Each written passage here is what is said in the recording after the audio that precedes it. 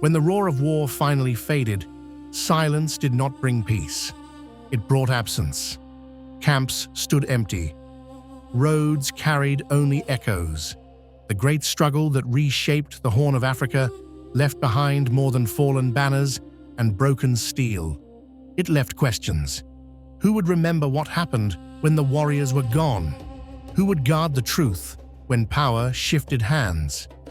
As soldiers returned home or vanished into history, one figure moved in the opposite direction, toward the ruins, toward the scattered remnants of memory. He carried no blade. He sought no command. His weapon was ink. His battlefield was forgetting. In a land reshaped by fire and faith, the survival of truth now rested in quieter hands.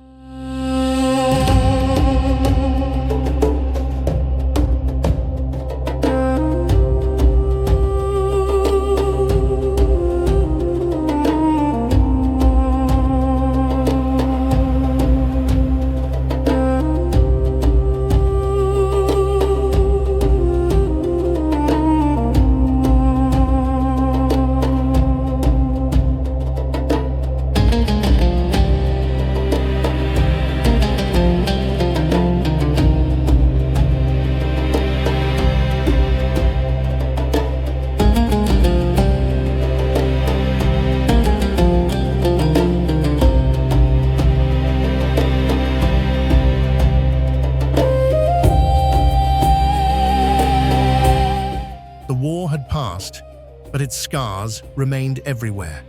Villages smoldered in memory, if not in flame. Markets once loud with trade stood hollow. Stones from fallen walls lay where they had collapsed, unmoved, as if waiting for meaning. Victory had rewritten borders, but it had also erased voices.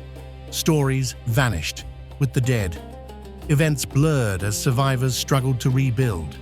In this fragile aftermath, history was most vulnerable, not to attack, but to neglect. The scholar walked through these remnants slowly, observing what others hurried past. He understood that what survived destruction could still be lost to silence. And silence, once settled, was far harder to undo than war itself.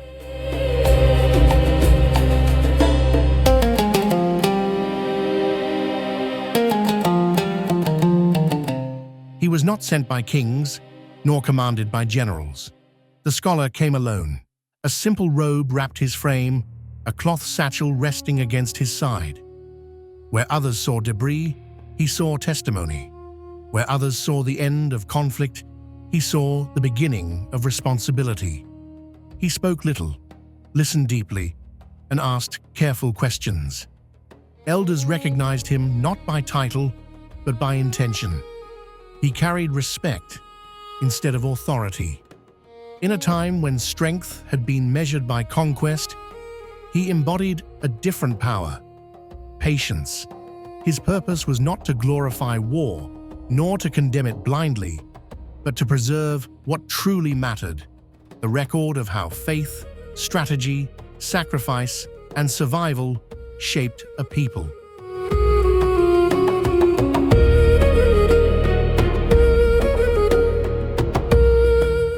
Scattered across mosques, homes, and hands were fragile treasures, Quranic manuscripts, war accounts, letters, and oral histories waiting to be written down.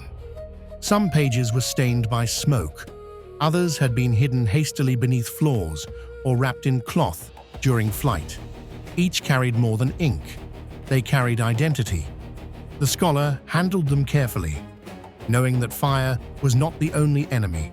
Time, neglect, and fear threatened them just as deeply. He catalogued what he could. He copied what he could not move. In every line he preserved, he resisted erasure. For without these records, future generations would inherit legends instead of truth, echoes without context.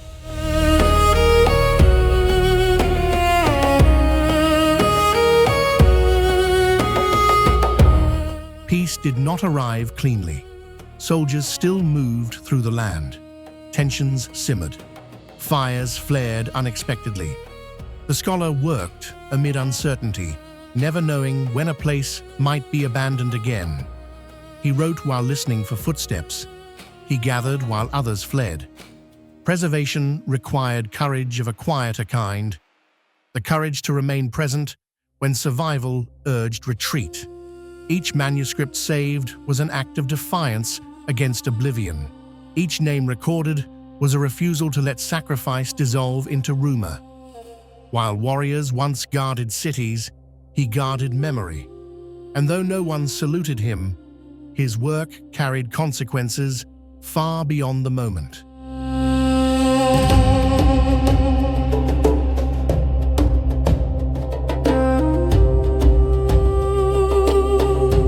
He did not write to celebrate bloodshed.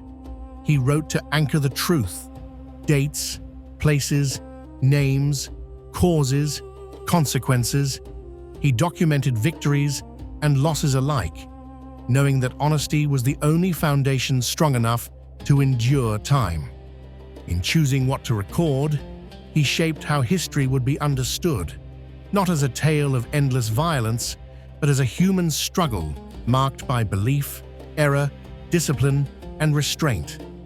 Ink became resistance against distortion, against silence, against the rewriting of memory by power alone.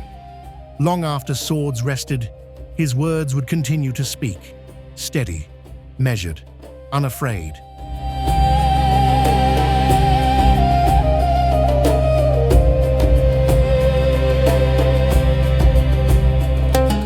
To protect knowledge, it could not remain in one place. Manuscripts were entrusted to families, mosques, students, travelers. Some were sealed within walls, others memorized, carried in hearts where paper could not go. The scholar understood that survival depended on dispersion. What was shared could not be erased all at once. What was remembered could not be burned. In spreading knowledge, he transformed preservation into community responsibility. History no longer belonged to one keeper. It belonged to many. And in that sharing, truth found shelter.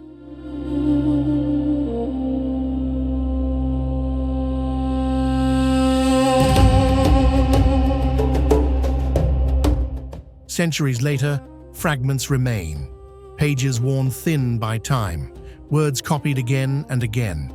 Through them, we glimpse battles, leaders, choices, and consequences. We know what happened not because empires wished us to, but because someone ensured we could. The scholar's name may not appear in grand chronicles. His face may be lost to time, yet his presence endures in every line that survived. The past reaches us intact because it was protected when it was weakest.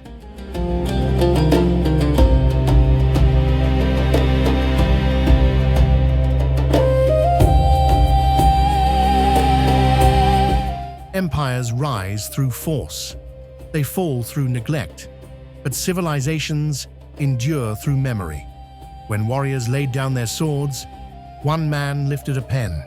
In doing so, he ensured that the struggle of the Horn of Africa would not be reduced to myth or silence.